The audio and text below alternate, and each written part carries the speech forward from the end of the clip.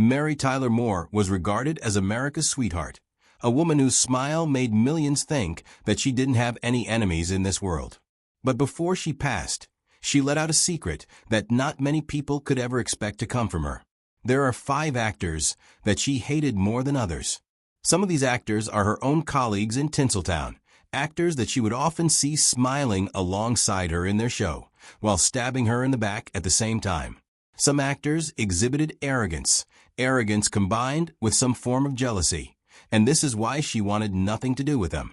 Number 1. Dick Van Dyke. For years, the general public thought Mary Tyler Moore and Dick Van Dyke made up the perfect pair. They were not only stars of American entertainment, they represented an era of American television. Behind that shining image lay a painful truth that was not made known until the last years of Mary Tyler Moore's life. It was Dick Van Dyke who inflicted the greatest emotional pain. The trouble did not begin because of ego and rivalry. It began with alcohol. He was a private struggler with alcoholism in the beginnings of the 1960s. Mary had to work side by side with an unpredictable alcoholic. Glenn Corbett remembered her words about him. "I adored him, but I couldn't trust him. Not when he walked onto the set smelling of whiskey." It was on one such filming session in 1964. It had to be the most unbearable experience for Mary. Dick came late that day, slurring his words just a little. He claimed he was just tired. During a tricky scene that took perfect comedic timing, Dick lurched across the set, knocked over a prop table, and knocked a ceramics lamp to pieces. Scripts went flying across the floor. Everybody on the crew tried not to stare at Mary. She had her head down, her teeth tightly clenched, as she told the assistant director, "I just can't take this anymore." It would never happen in front of Dick. To make matters worse, Dick had the tendency to be emotionally unstable. One day he would be so charming and almost paternal. The next day would see him distant and cold. Other days would witness him looking like a complete hungover bum, as Mary would later tell their friends. This was the kind of man that Mary had to deal with every morning. She hated the lack of any sort of stability that surrounded him. Despite all of this, she never took him out of her heart. Towards the end of her life, the two made their ways and spoke well of each other in interviews. However, the facts were clear. Of the 5 people she did not like, the one who affected her the most was Dick Van Dyke. The second guest was James Garner. The moment Mary Tyler Moore laid eyes on James Garner, she felt something she rarely felt when working with co-stars: irritation. The not-so-subtle variety, the kind of which one feels the moment one walks into a room and realizes one has already, in effect, been sized up by the person already in the room. On camera, Garner exuded easy charm. Behind the scenes, Mary saw a hard-bitten cynic with a loose grin on his face. It was that cynicism that made Mary realize that collaborating with him was like trying to deflect unseen blows. It manifested itself once during one of the earliest collaborative sessions that Mary and Garner had. Mary recommended what she thought was merely a tiny tweak in one particular scene, because she could sense that it was ever so slightly off-key. Garner sat back in his chair, grinned, and pushed his script away with the back of his other hand. "Sweetheart," he said, "leave the thinking to the writers." Mary sat in stunned silence, her face flushing. She didn't say a word, aware that anything she might say would be dismissed as sensitivity. Later, in a quiet conversation with a friend, she confided, "He talks to women like they're furniture." That told her everything. Garner's lack of respect was not intermittent, but systematic. Respect better than praise was something Garner never gave Mary, nor would he ever need to. With his smart aleck remarks about television actors being second-class showbiz performers, sneering at cast members who rehearsed too diligently, or lecturing Mary that prep work on emotional expressions was a waste in comedy. However, there was no making amends later in life, no warm reuniting, no recognition in public circles of mutual respect. They just grew apart, and Mary never indicated any interest in running into one another again. According to Glenn Corbett, this was the final assessment. A very talented guy, a lousy coworker. The third person was Rosemary. Were Mary Tyler Moore and Rosemary just able to get along, or did they have it out from the very start? When it came to these two ladies, every joke and every situation was laced with tension. Mary, never one to speak ill of those with whom she worked, has said that Rosemary was the one who made her feel as though she were being picked on in the office. From a start, Rosemary acted as if Mary was a trespasser. Indeed, she was a superstar for many years, an experienced performer with attendant fans. But when the crowds began to turn to this younger, fashionable interloper, Rosemary's smile became harder, her tone edgier. Mary told a friend once, "She didn't just dislike my success, she hated my presence." The most embarrassing occurrence took place during one of the rehearsals in 1963. A reporter came over to the set and posed innocent questions about the cast members. When he praised Mary's comedic sense, Rosemary turned to the reporter with sufficient volume for all to hear. Timing. She's learning on the job.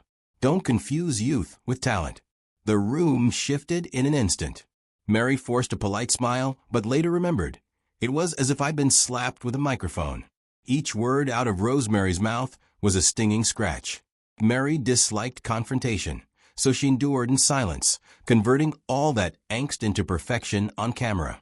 They maintained their public civility for decades, even attending reunions side by side, but the affection was carefully staged. When asked off-camera if they'd ever patch things up, Mary's answer was soft, fleeting, and definitive. "We work together. That's all." The fourth contestant was Ted Knight. Ted Knight was no problem for Mary Tyler Moore, George Barris wrote. In fact, he drained her. That was the word that best described it. The trouble was, as always, the emotional instability. Mary never knew what version of Ted might greet her each time she walked onto the set. Some days he was warm, eager, and even in his enthusiasm, almost childlike. Other days, he would show up tense and defensive, sure the world was plotting against him. His insecurity was so intense it became a weapon, aimed at anyone who unknowingly set it off, including me, Mary has said. This is how Glenn Corbett remembers the day Mary finally opened up, saying, "I'm so tired of tiptoeing around his feelings. It's exhausting." In one rehearsal, the extent of their disagreement came to light. A small note came from the director, no more than a request to relax the delivery of a punchline to Ted. He stood frozen, shot a nasty look at the people at the table, and literally slammed his script down, spilling pages everywhere on the floor. He then gestured at Mary, insisting, "Everyone's judging me, especially her." But Mary didn't bat an eyelid, and the absence of words told volumes about the situation. She disliked scenes of this nature. Ted's melodramas unsettled the whole cast, and of all the cast members, Mary took the hit the most. She was the star of the show, and when Ted went to pieces, it often meant that she would have to hold back on her performances to keep him in check. This situation fostered a great deal of anger in her, anger that wasn't directed at the man. It was anger at a professional who was a risk with each passing day of the shoot. Their subsequent professional lives were never the same. They kept up a civil distance until the end of the Mary Tyler Moore Show. They were both very much aware of the scars the other had inflicted on them. Ted died in 1986, long before Mary could share the private insights from their time together.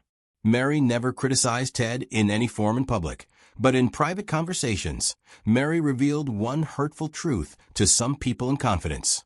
The work he made more difficult than it had to be was one aspect of what Mary found hurtful in Ted's performance on the Mary Tyler Moore Show. Number 5 was Richard Chamberlain. Richard Chamberlain was the sort of actor who could fill a room before speaking a word, and Mary Tyler Moore could sense the ego that radiated from him from the first minute they shared on the set.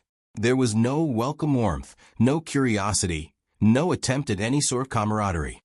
His confidence was hard-edged and theatrical, and Mary could sense right away that Richard Chamberlain viewed her not as a colleague, but as something less.